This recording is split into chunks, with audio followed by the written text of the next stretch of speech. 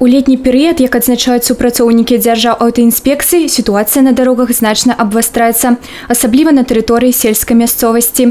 Так, днямі ў Жабінкаўскім раёне 6гадовая веласіпедыстка трапіла пад кола грузавіка. А напярэдадні неабыякавы удзельнік дарожнага руху ў прамым сэнсе слова злавіў за руху 2гадовае дзіця, якое перабягала праезную частку.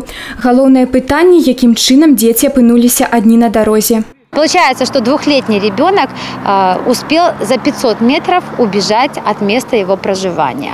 Ну, это слава богу, что в этом случае дорожно-транспортного происшествия не произошло. Если мы с вами проанализируем последнее время, то именно на этом участке дорог, улица Махновича, Сальникова, Варшавское шоссе, мы часто наблюдаем, как у нас дети нарушают правила дорожного движения. Далёка хадзіць не трэба. Падчас рэйду супрацоўнікі ДАІ выявілі веласіпедыстаў-парушальнікаў ва ўзросце да 14 гадоў.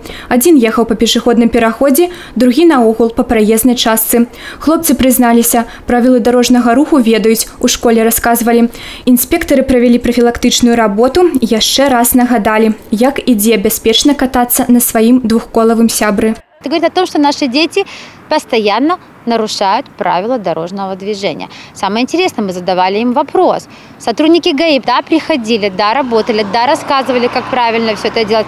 Почему тогда наши дети нарушают правила? У перыяд часу з 10 па 16 ліпеня на тэрыторыі Беларусі Дзяржаўаўтаінспекцыя праводзіць і акцыю «Дзіця – галоўны пасажыр». Асноўная мэта – прафілактыка дзіцячага дарожна-транспартнага траўматызму.